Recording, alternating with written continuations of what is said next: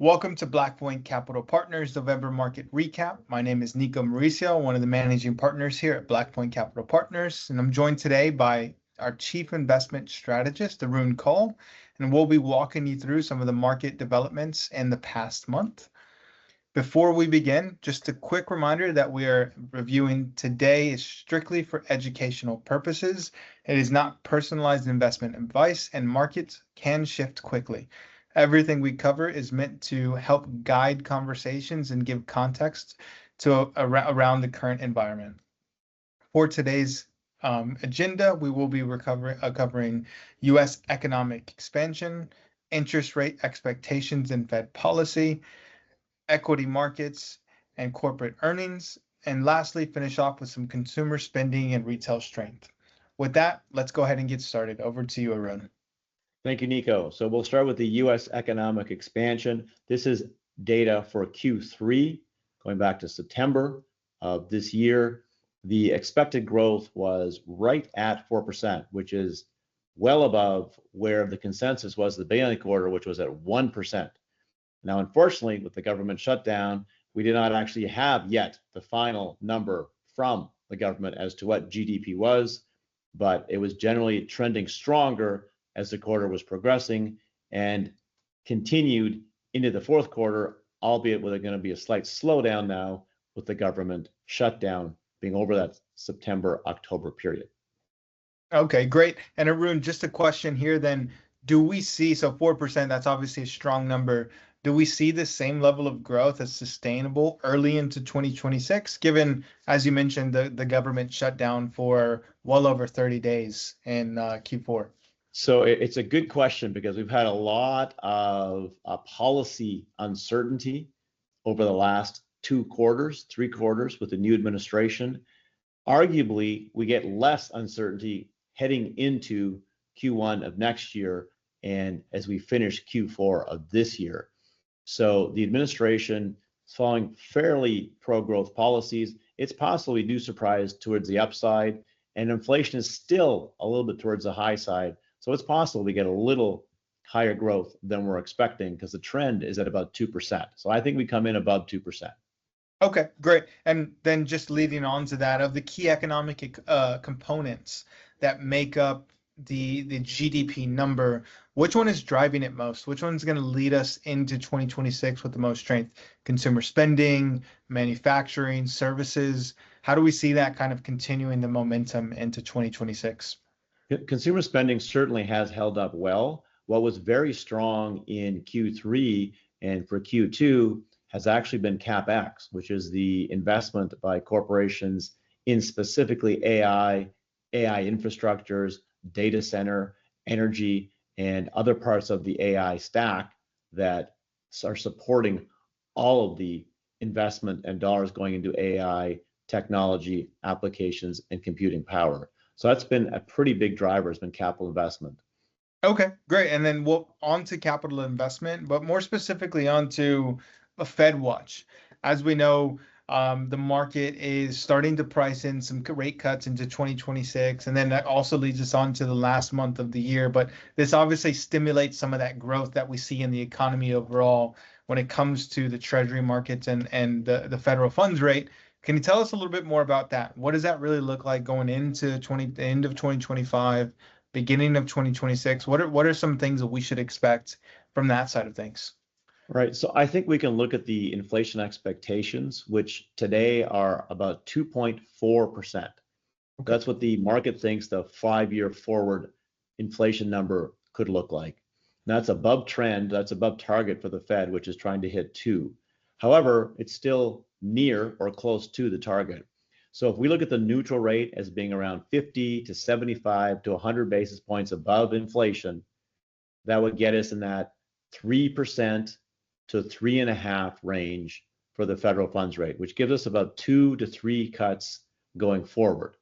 Looks like we'll have a cut in December, and then we have the potential for another 1 or 2 cuts in 2026, depending how the inflation numbers come in and depending how the unemployment numbers play out. But I think lower rates generally going to provide a tailwind for the economy, regardless of whether we get 2 cuts or 3 cuts. The trend is to lower rates on the short end. Great. And you might have answered the question there, but just to understand exactly what we should be looking for when it comes to any change in data, what should we be keeping an eye on that might accelerate or bring up that timeline for maybe faster rate cuts going into 2026? I think there's two areas specifically. The unemployment numbers.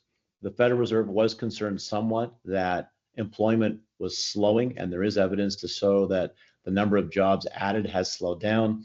Again, lots of noise in the data, difficulty with the Fed survey, with the techniques, with the gathering of information, but it looks like that employment hiring has slowed down. So certainly if we see slower hiring, then we will see the Fed probably react a little faster. And inflation's on the other side. If we get lower inflation, the Fed does have room to move slightly lower. Likewise, if inflation stays high, then the Fed is a little bit pinned in. Even if we have lower unemployment, with higher inflation, they're going to have to be careful as to how aggressive they cut. Okay, perfect. And leading on to that, then tell us a little bit more about corporate earnings. Obviously, we had Q3 come in. Things seem to be relatively strong, and we're seeing some pretty strong expected growth, maybe closer to around 7.5% going into the back end of the quarter. What's leading the way? Where can we kind of see those corporate earnings kind of really excel for the last quarter of the year? So for Q3, earnings for the S&P came in around 13%, which was trending higher during the quarter and above expectations heading into the quarter. Of that, the large tech companies, the Mag 7, were about 18%, and the rest of the S&P 493, was around 12%. So certainly larger tech companies have led. Looking at Q4, we're expecting growth on the S&P of about 7.5%, which is still a very strong number for earnings growth, and that's being led by technology and industrials and utilities. And we're seeing consumer discretionary and energy lagging at the lower end. Okay. And obviously you mentioned one of the big parts there, AI, technology. Everybody's really kind of heard about that up to this point in the year, right? Um, but we do seem to get a little bit more broadening outside of those mega cap companies, or mega cap names. Do we think this trend continues into 2026? Are we not just going to be the S&P 7? Are we going to really start to kind of get into the S&P bottom 493 at this point? So I think that's a good question. I think there's lots of opportunity for stock selection in 2026, which means I think many individual names can do well. It looks like tech still has a slight edge in terms of the overall growth numbers, but I think materials, industrials, certain discretionary areas, and certainly those areas that support the overall AI build out, which can be data, could be real estate, can be HVAC, cooling systems, networking, switching systems. There's a very large supportive infrastructure around the build out of AI and data centers. So we think that whole AI stack has a lot of opportunity. Okay, and it sounds like you answered the question, but the next one was, what sectors are we looking for outperformers into 2026 versus maybe some of the underperformers, things that are maybe going to not be so hot going into the next year? So yeah, we definitely think good stock picking year. I think technology is still good. Some industrials, certain materials. Energy is a little bit mixed because I think we're going to see a lot of supply still coming online for traditional fossil fuels. Could be a tougher year. Energy this year it was. Next year could be a little trickier as well. Consumer staples have been a little impacted as well by some pricing pressures because they have very low margins. They have margins around 2 or 3 or 4% at the retail grocery level, and they could have a little harder time if inflation stays a little above trend. Perfect. And then really talking about inflation again, also, as well, going into the holiday season, I think this is really what everybody wants to understand is, well, how strong is the consumer, right? What does the retail sales look like, given the fact that we just had Black Friday, going into the end of the year? Tell us a little bit more about that. Obviously, consumer spending is a pillar of the economy. Does that give us any insight as to what we can potentially expect for 2026? Yeah, we use the word normal, which is a word you don't normally see in the headlines, but the consumer spending for the last quarter looked extremely normal. So we've seen that retail sales have been averaging about 4% leading into reporting season. In the last couple of weeks, we had about 14 of the major retailers report. That includes all names like Walmart, Home Depot, Lowe's, Target, and then other firms such as Urban Outfitters or Ross Stores or TJ Maxx. So we had a lot of the major names reporting, and the headline number was around 5% for sales growth, and only Target was negative on a year-over-year basis. So consumer spending looks to us distinctly normal. You're seeing some price pressures and some trading down activity by consumers depending on income tier, but overall the headline number of 5% is quite stable.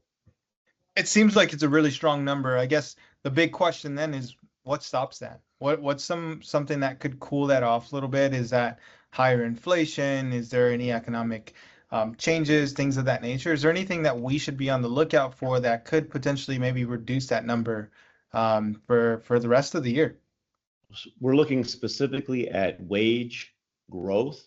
As long as we see wage growth exceeding inflation, even if inflation is slightly above target at let's say 2.4 or 2.5%, as long as wage growth exceeds inflation, then consumers should be able to continue spending at the pace they are currently. Lower rates on the short end should help. Some concern that if we get higher rates on the long end, that could be an offset. So we'll have to see how that plays out. But for now, employment numbers are stable, and inflation with wage gains should maintain what we're seeing in 25, carrying on into 26. Perfect. Great. Look, I think that's it for today, Arun. What I would like to ask is there any final thoughts onto what's happened? Again, this is pretty much the last of these for the year. Anything in regards to kind of the current administration, things when it comes to the economy, AI, that you want to make sure that we're informing people about going into 2026? Just some major considerations. Obviously, there's been a lot of stuff that's happened this year, but is there anything, maybe top 3 things that you want to keep at the top of mind for us, when it comes to talking to clients, and maybe any major client questions that we might have? Right. So I think it's important that what we spend a lot of time looking at is policy, actually actual policy initiatives and policy actions. And what we're seeing at the federal level from the administration is a lot of policies that are geared at the margin that are growth positive. So what that means specifically is reducing or unwinding a lot of the regulations and being very supportive of new industries, as we've seen with AI, as we're seeing with building of semiconductors and chip plants in the US. All of that is coming in part because of a big effort to bring production back to the US, but to also reduce regulations and reduce some of the costs that businesses face when building new plants. The allowing drilling is definitely pro-growth. The recently passed One Big Beautiful Bill retains tax rates at a favorable level and makes the US very competitive globally in terms of both corporate and individual taxes. That's a positive. The deregulations are a positive. The Genius Act, which brought some stability and rules around stable coins, and particularly now we expect to be further rules around crypto. All of these are positive and pro-growth initiatives. Even the onshoring is positive because it makes it difficult for companies to arbitrage labor by buying or using labor that's cheaper outside the US as opposed to using US labor. So largely we see these policies as being pro-growth, which is positive. They could come with slightly higher inflation where we are today, which is between 2 and 2.5. That could be a trade-off. But overall, the policies, reshoring, build in America, are generally pro-growth and are good for the US economy. Okay. No, look, great. I think that's a good kind of finish to the year, if you will. So, Arun, I want to thank you very much for spending some time today, spending some time on these monthly calls for us. So, to everybody listening, thank you for joining us on the BlackPoint Capital Partners November monthly market recap. If If you have any questions or would like to discuss anything on how this may apply to your portfolio, please reach out to your advisor directly or email us at info@blackpointcp.com. And it was great speaking with everybody today. Happy holidays, and we'll speak with everybody in the new year. Thank you very much. Bye. Thank you.